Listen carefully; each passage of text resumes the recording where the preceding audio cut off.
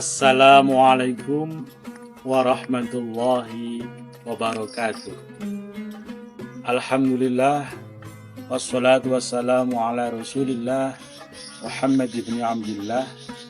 La hawla wa la quwwata illa billah.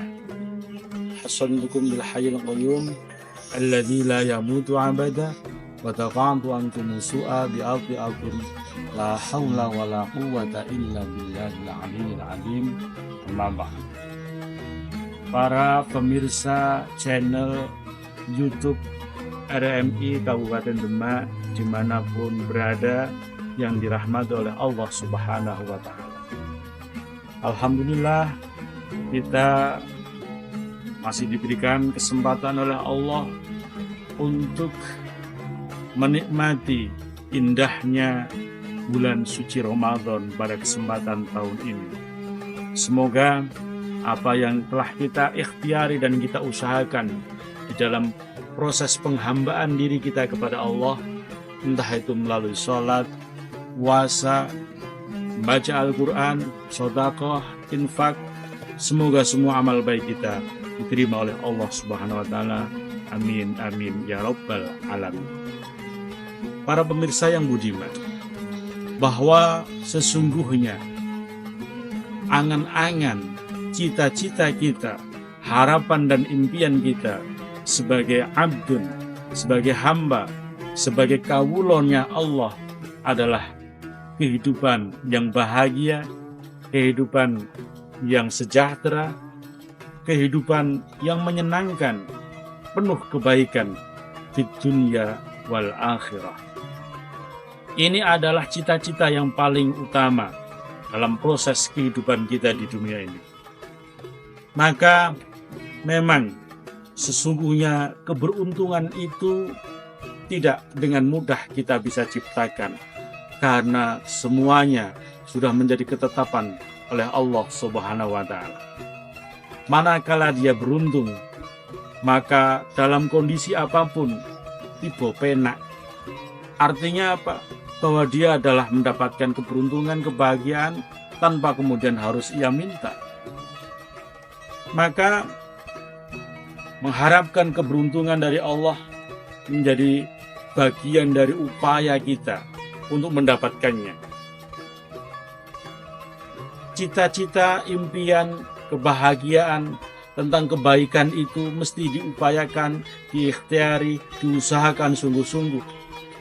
Meskipun kemudian akan ada batas di mana Allah juga memberikan ketetapan takdirnya, Allah memberikan keputusannya, Allah telah menjaminkan kepada kita seberapa banyak rezeki yang kita terima, seberapa panjang usia yang akan kita jalani, dan itu semua sudah menjadi ketetapan dan ketentuan dari Allah.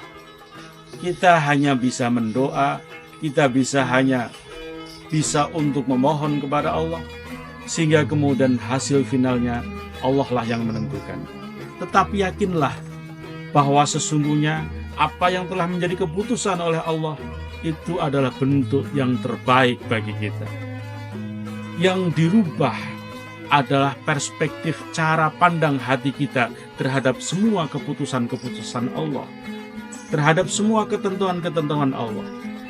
Hati yang penuh dengan keikhlasan dan keridhaan akan melihat aspek tertentu selalu dalam kacamata positif. Maka kemudian disitulah Allah akan menenteramkan dan membahagiakan hati kita.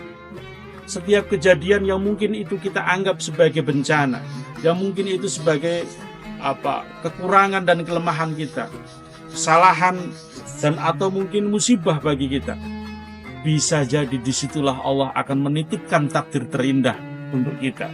Bisa jadi Allah akan memberikan di balik peristiwa dan kejadian itu hikmah yang luar biasa.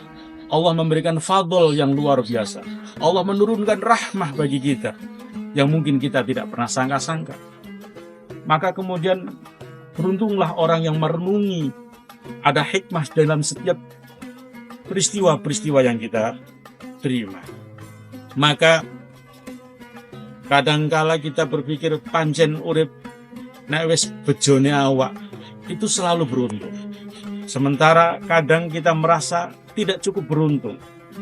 Nah, maka yakinilah bahwa sesungguhnya khairihi wa syarrihi minallah, bahwa kebaikan dan atau mungkin bahkan keburukan sesungguhnya adalah dari Allah. Maka ketika kita menyadari itu, keburukan pun akan terasa nikmat, keburukan pun akan merasa indah jadinya. Hadirin para pemirsa yang dirahmati Allah Subhanahu wa taala. Al-Kisah disebutkan salah satu sahabat Rasulullah Muhammad, yakni sahabat Abdurrahman bin Auf. Beliau adalah sahabat dari kalangan Ansor yang kaya, yang memiliki kekayaan yang sangat berlimpah. Suatu ketika beliau mendengar Rasulullah menyampaikan bahwa kelak di akhirat nanti aku akan masuk surga duluan bersama orang-orang yang fakir, orang-orang yang miskin. Sementara Abdurrahman bin Auf ini kaya. Jedanya itu sangat panjang menurut penghitungan tahun akhirat nanti. Maka dia gelisah. Abdurrahman yang sudah, dalam bahasa Jawa itu balungan gajah ini, yang kaya sejak lahir ini kemudian gelisah bagaimana kemudian dia bisa masuk surga lebih dulu daripada sahabat yang lain. Sementara dia ini dalam keadaan kaya, yang akan dihitung, yang akan dihisap setiap kekayaannya. Maka kemudian dalam sebuah peristiwa pasca perang Tabuk, sahabat-sahabat ini mengalami pagebluk, yaitu kemudian kurma-kurma di kota Madinah ini busuk dan tidak laku dijual. Akhirnya untuk mengurangi beban akibat perang Tabuk itu, Abdurrahman bin Auf merasa punya kesempatan untuk apa? Untuk menjadikan dirinya miskin. Dengan cara apa? Yaitu dengan membeli kurma-kurma busuk, bahkan dengan harga normal. Dengan harga normal, dan kemudian semua kurma di kota Madinah itu menjadi miliknya. Kurma busuk tadi. Nah, dia sudah merasa nih, bahwa dia ini akan menjadi orang yang miskin, yang sehingga kemudian ketika nanti kelak di surga itu prosesnya cepat sebagaimana apa yang disampaikan Rasulullah. Maka kemudian selang beberapa waktu datanglah utusan dari Yaman ke kota Madinah. Untuk apa? Untuk mencari kurma busuk. Dicarilah kemudian pemilik kurma busuk yang tidak lain dan tidak bukan adalah sahabat Abdurrahman bin Auf. Wahai sahabat Abdurrahman, saya datang ke sini untuk membeli kurma busuk saudara, karena itu yang dibutuhkan di tempat kami. Karena di tempat kami sekarang sedang mengalami penyakit kulit, penyakit menular yang parah, yang hanya bisa diobati dengan kurma busuk. Ya sudah, sekarang dibawa saja, kurma saya dibawa saja ke Yaman. Tidak, kami diperintahkan oleh pemimpin kami untuk membeli. Memang syaratnya kalau mau sembuh harus membeli, tidak boleh meminta. Oleh karena itu maka kemudian dengan berat hati, kurma yang tadi dibeli dengan harga relatif murah, ini dibeli dengan harga yang 10 kali lipat oleh orang-orang Yaman. Dan akhirnya apa yang terjadi? Sahabat Abdurrahman bin Auf tidak jadi miskin dan tetap akhirnya menjadi orang kaya. Inilah sesungguhnya keberuntungan yang kita tidak duga dan tidak sangka-sangka. Dan Allah akan memastikan itu menjadi kehendaknya untuk takdir yang kita bisa terima. Para pemirsa yang dirahmati oleh Allah Subhanahu wa ta'ala, maka momentum di bulan suci Ramadan ini adalah momentum terbaik bagaimana kita mendoa, bagaimana kita berikhtiar untuk senantiasa diberikan kebaikan, diberikan keberuntungan. Malam-malam tahajud kita sisipkan untuk mendoa kepada diri kita, mendoa kepada anak-anak kita, mendoakan orang tua kita, saudara sanak famili kita semua, untuk senantiasa bahkan juga mendoakan tanah air kita diberikan kebaikan dari Allah Subhanahu wa ta'ala.